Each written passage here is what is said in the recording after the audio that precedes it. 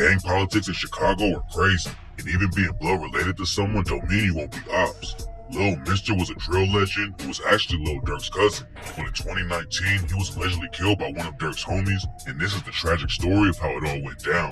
Lil Mister was raised on the south side of Chicago and started repping the Wooga World style of the GDs when he hopped off the porch. Not much is known about his life before he jumped in the booth and helped kick off the drill wave, but according to people close to the situation, he got active in the trenches early and never really left. Mister was tight with a lot of GDs from a set called Brick Squad, including a rapper named Lil Jojo. Jojo knew Durk from back in the day, and they never really had any beef even though Durk ripped the BD. But that all changed when Durk dropped the track L's Anthem and raps, "You don't fuck with me, then fuck 'em. My own niggas, I don't trust them. Brick Squad, I say fuck 'em. We'll go well with 'em, so fuck 'em." Durk is from Lamron, and their issues with Brick Squad allegedly started over a fight at a local basketball court and escalated till people started dying on both sides. Jojo wasn't even rapping back then, but after he heard the track, he had to respond. Lamron was the BD set that Brick Squad had beef with, but Jojo took the disrespect to another level and dropped the track BDK 300K. He wasn't just taking shots at Durk and Lamron, instead he aired out every BD in the city and raps, "We stacking, bitch, so you know we cracking trays. Cracking trays? Yeah, bitch, we cracking trays. BDK, BDK, BDK. These niggas claim 300, but we BDK." Then he called Durk out by name and said, "You ain't with the shits, so stop the fucking flexing. Fuck trying to wife a bitch, they out here stretching."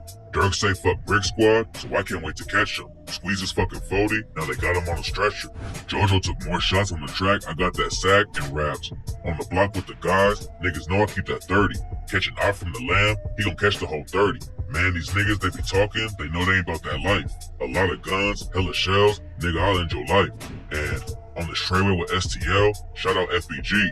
My nigga Rico doing hits, you can ask DOD. Niggas bitch clicking up, so it's fuck AMG. Durk a hoe calling phones, saying he don't want no beef. But fuck this rap, I ain't gon' talk, I'ma leave it in the streets.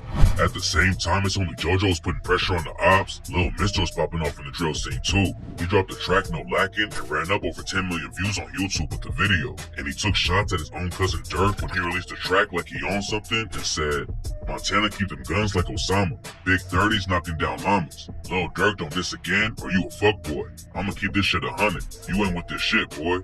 Lil Mister and Jojo linked up in the booth for tracks like Episode and Have It All. Both of them are new to the game, but they was already putting a lot of pressure on the BDs. Jojo also took shots at Durk's homie Lil Reese on I Got That Sack and said, "Catch him in traffic with Lil Reese, and they gon' feel this map. BDK, that's my team, and my city got my back. Went to school with these niggas, but that don't mean shit.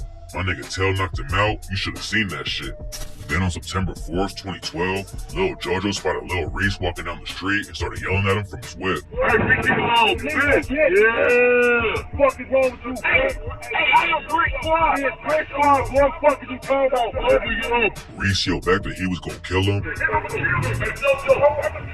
And just a few hours later, Lil Jojo will be found dead in the street. Jojo went home and posted a video online, and he spent the rest of the day sending shots at Reese on social media. Then around 7:30, he let everyone know exactly where he was at and tweeted, "Laugh my ass off. I'm on 069, stop the fucking flexing." Less than 2 hours after dropping his location, a shooter pulled up and left Jojo dead right where he said he'd be. Reese was brought in for questioning after Jojo died, but never got hit with the charge. Nobody knows who pulled the trigger that night, but Jojo's brother Swag De Niro hopped on Twitter a year later and said, "Even the ops know the motherfucker who took my bro ain't walking this earth no more. Fuck him too." Lil Jojo's death was a huge loss for the GDs, and Brick Squad changed their name to Jojo World to honor his legacy. Mister lost his homie, then he took another loss when he got locked up on a gun charge. He came home in 2016 and hopped back in the booth, but by that time, he already lost all the momentum he built off his early tracks and never ran up the same kind of numbers he did in 2012. He was still putting pressure on the ops though. One day he saw Mimo 600 in the street and tried to chase him down. Mimo ended up crashing his whip trying to get away. "Hey, Mimo, you fast in the motherfucker, man, on Joseph Goldman. Your ass fast, boy." Then he took off on foot because he claims Lil Mister and his homies had him outnumbered 4-1. He said, "I ran from Lil Mister. Hell yeah, I ran. They was 4 deep in the car." Mimo allegedly chased Lil Mister down one time too, but they never actually caught up to each other. Mister wasn't just crashing out on the ops though, and a video came out of him fighting his own homie Rico Reckless in a gas station. Rico and Mister was always tight, and Rico says when Mister featured him on the track I Need a Flat, it was the first time he had his own music popping in the city. But according to Rico, "I love Lil Mister. He's still my son. It's just He was drinking too much lean, Vlad. Oh my God. Rico was in New York when Mr. was dissing him, but the same day he got back to Chicago, they ran into each other at the gas station and started throwing hands. A lot of people clown both of them for the fight because how bad their squabble was. But Rico said he was trying to slap Mr. around a little bit because he still loves him and he ain't want to actually hurt him. After they threw down, it was all love between them. Durk and Lil Mr. rep different sides of one of the most brutal gang wars in history, but Mr. was still open to working with him. He told Zach TV back in 2017 that they were going to link up, but it would just have to be at the right time. If Durk and Mr. hopped on a track together, it would have put Mr. right back in the spotlight, and he might even be on the same level as his cousin is right now. But unfortunately, it never happened, and instead, Lil Mr. was murdered on the same block he repped his whole life. In March 2019, Mr. was on the street when a shooter rolled through and shot him in the head. He was rushed to the University of Chicago Medical Center for treatment, but by the time he got there, it was too late, and Mr. was tragically pronounced dead at just 24 years old. After it happened, Rico Reckless told DJ Vlad that Mr. was way too famous to still be hanging out in the hood. No Lacking was one of the first drill tracks to blow up, and it turned Mr. into a Chicago star overnight. Making it in the rap game and leaving the streets behind is the dream for a lot of artists. But Rico says a lot of dudes think that if you're not on the block every day, then you're not real. It seems like Mr. got caught up in the street mentality and didn't want to abandon the block, and unfortunately, it cost him his life. Mr. was one of the most influential dudes in the city, and FBG Duck shouted him out on the track Chicago Legends and raps. You know I ain't ending this shit without talking about Lil Mr. I just be thinking, damn, lil bro, how the fuck you let them niggas get you? Boy, you started no lacking. Why the fuck you ain't have your pistol? I just want to send my condolences out to his mother and his sister. You 100 with me forever. You can always be official. Durk never really spoke on Lil Mr.'s death, but he allegedly rapped about him on the track Take Drugs and said, "And I ride for the street niggas before my blood cousin. And he was an op, but he was a motherfucker. Got birthed together, we was going to the doctors. Broken cribs together, we was stealing copper. I should have known you was a cop and we was playing cops and robbers. For example, you told my mama that I robbed a barber." Some people think Durk still had love for Lil Mr. even though they rap different gangs, but Durk's homies ain't hesitate to clown him after he died.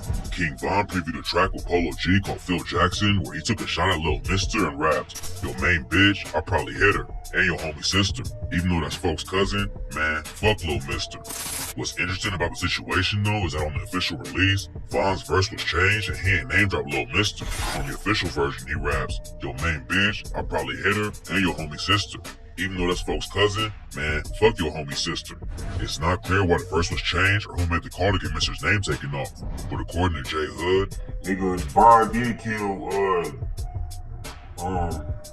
Durk cousin. there's no evidence to back the story up, but Von was definitely active before he was killed in 2020. The police have tied him to at least 3 different murder cases in Chicago, but there's no documents or anything linking Von to Lil Mr.'s death. Mimo 600 and Mr. definitely had static, and rumors say his homie Just Blow 600 was the one who pulled the trigger. After Lil Mr.'s death, Mimo was on IG Live with Just Blow and told him fans in the comments asked about Mr.'s death, and Mimo told the fans they was the police and that he didn't know anything about the situation. Mr. popped off when the drill scene was just starting, and at one point, it looked like he was really gonna make it out of the hood when Soulja Boy allegedly signed Lil Mr. to his SODMG label in 2013. It's not clear what went down behind the scenes, but after Mr. got out of prison, he started airing Soulja Boy out on social media for being a fraud and not actually signing him.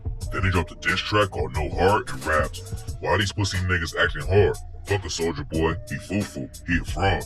Word around, he stealing niggas bops. These labels selling dreams to a star. Watch me crank that Glock and let it rock." There was rumors that Mr. had finally signed a distribution deal with the label right before he died, but his ops caught him before he really had the chance to make it out of the city.